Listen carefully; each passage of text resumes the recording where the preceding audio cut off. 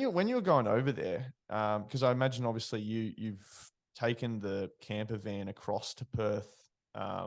It would have been a 4 or 5 day drive. Is that correct? Yeah. And you would have been going through, going, holy shit! Like I'm gonna run this whole journey, and we've been driving nonstop for like 4 days. Yeah, it was like I think it was 5 days, so it was a 5 lot, like days, a lot yeah. of 10-hour days driving in the camper van. It was sort of like back in the day when you used to line up for the footy, you'd size up the Yeah. opposition.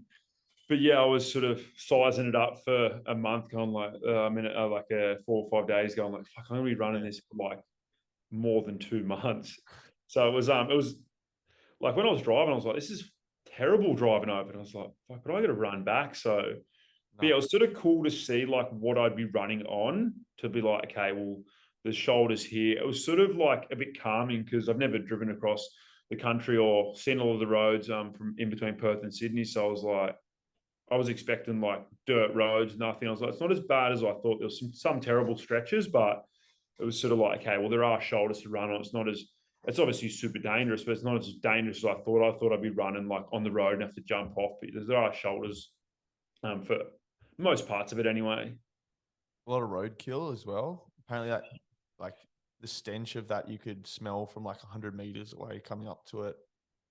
Yeah, I got to the point where I knew something was coming up. I could tell what animal it was. So it was either like a Really? kangaroo, like it was Oh sort of weird. wow. You'd be like, that smells like a kangaroo, and it'd be a kangaroo, or that smells like an echidna or a wombat. Like you just would, it's just they have all different smells. But yeah, it's the smell and flies as well. I think the flies was the worst. I remember going to sleep like the first night running out of Perth, and there was so many flies like flying in front of your eyes that when you close your eyes, you could just see those flies still.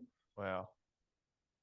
Do you think that was just your brain playing tricks on you from Yeah, exhaustion from or sleep paralysis, just flies flying in front lack of me. of sleep? Yeah.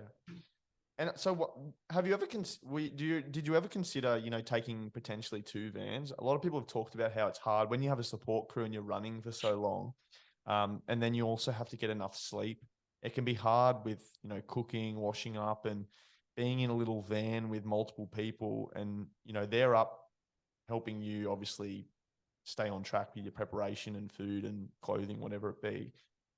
Like getting enough sleep, or with lights on and people up and about, did that make it hard at any stage, and did it really um did it test your relationship with your partner at any point? Um, so yeah, we got probably one of the smallest, not one of like the hippie campers, but Yeah. it's like a big transit van. So it's not like an RV, it's like a bigger van. We got one of those and we had so much stuff that it was like playing Jenga to trying to pull pieces and like put them in different spots. Like we'd have the bed was made, Yeah. and there'd be see boxes and boxes of shit, and I was like, "Fuck, how are we gonna?" Like, there's no room for us to sleep, so it was just we had the smallest van and so much stuff, and over time we just sort of got rid of it and we stacked it all away, but. Yeah, it was just me and her. So we're broken up now. That wasn't the reason why we broke up, but yeah, it was sort of, I think for me, she sacrificed like 2 months and she was sort of doing everything for me. But there was times where I was moody and took it for granted, and times where she was tired and bored and stuff like that. But we didn't really have any massive fights where I was like, well, she was going to leave me there. But it was sort of hard just to do it with me and her because she had to do everything.